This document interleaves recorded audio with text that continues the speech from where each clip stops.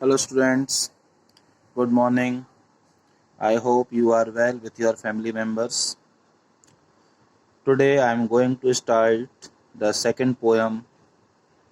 The title of the poem is The True Beauty, composed by Thomas Carreau.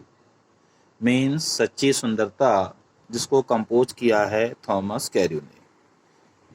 Now let us read the poem.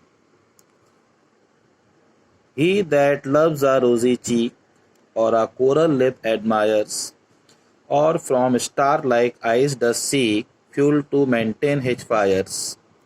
As old time makes these decay, so his flames must waste away. इस stanza में poet हमें बता रहा है सच्ची सुंदरता के बारे में.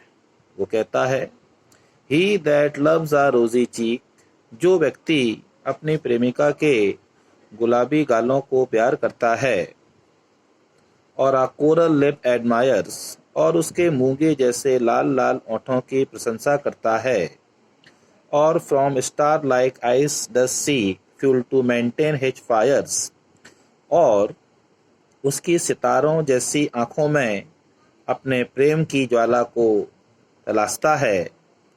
As old time makes this decay, क्योंकि समय गुजरने के साथ साथ ये सारी चीज़ें नष्ट हो जाती हैं.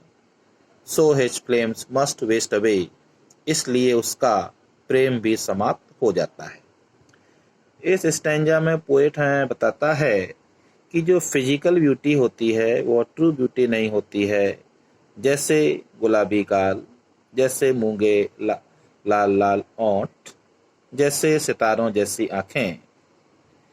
जो व्यक्ति अपनी प्रेमिका के इस शारीरिक सुंदरता को प्रेम करता है, चूँकि समय बीतने के साथ साथ ये सारी चीज़ें, फिजिकल ब्यूटी, शारीरिक सुंदरता, अपना आकर्षण खो बैठती है.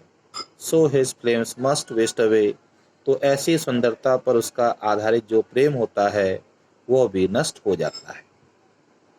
But a smooth and steadfast mind, gentle thoughts and calm desires, hearts with equal love combined, kindle never dying fires. Where these are not, I despise lovely cheeks or lips or eyes. इस stanza में कवि हमको दूसरी सुंदरता के बारे में बताता है, मन और आत्मा की सुंदरता के बारे में बताता है. वो कहता है कि दूसरी ओर but a smooth and steadfast mind, लेकिन एक शांत और दृढ़ मस्तिष्क, gentle thoughts and calm desires, अच्छे विचार और शांत इच्छाएं, hearts with equal love combined, समान प्रेम वाले हृदय, Kindle never dying fire.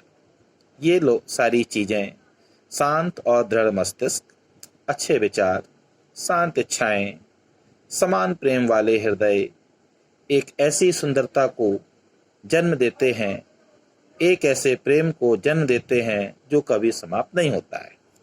Where these are not, I despise lovely cheeks और लिप्स और आइस. कभी बताना चाहता है जिस सुंदरता में ये सारी चीज़ें नहीं हैं, ऐसे सुंदर गालों, ऐसे सुंदर ओठों या ऐसी सुंदर सितारों जैसी आंखों से मैं घृणा करता हूँ.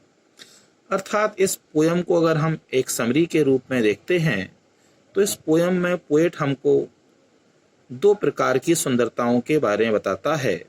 एक सुंदरता शारीरिक सुंदरता होती है, जिसमें गुलाबी गाल आते हैं, मूंगे जैसे लाल ओंठ आते हैं, सितारों जैसी आंखें आती हैं. लेकिन यह सब शारीरिक सुंदरता में शामिल होती हैं. जैसे जैसे इंसान वृद्ध होता जाता है, उसकी उम्र बढ़ती जाती है, वैसे वैसे यह शारीरिक सुंदरता समाप्त होती जाती है, इसका आकर्षण कम होता जाता है, और अंत में ऐसा आकर्षण पूरी तरह से समाप्त हो जाता है. इसलिए जिस व्यक्ति का प्रेम शारीरिक सुंदरता पर आधारित होता है, वह सुंदरता एक दिन समय बीतने के साथ समाप्त हो जाती है. दूसरी ओर कवि हमको मन और आत्मा की सुंदरता के बारे में बताता है और कहता है इस सुंदरता में इंटरनल ब्यूटी, आंतरिक सुंदरता शामिल होती है, जिसे देखा नहीं जा सकता, केवल महसूस किया जा सकता है, जैसे शांत और दृढ़ मस्तिष्क, अच्छे विचार, शांत इच्छाएं। समान प्रेम वाले हृदय, ये एक ऐसे प्रेम को जन्म देते हैं जो कभी भी समाप्त नहीं होता है। कवि कहता है, जिस सुंदरता में ऐसे अच्छे गुण, ऐसे शांत और दृढ़ मस्तिष्क, अच्छे विचार, शांत इच्छाएं, समान प्रेम वाले हृदय शामिल नहीं होते हैं, मैं ऐसे प्रेम से घृणा करता हूं। Dear students, please read this poem again and again, and then you will be able to understand it. And after it, I am sending you the summary of this poem. Learn this poem, learn the summary of this poem also. Bye bye.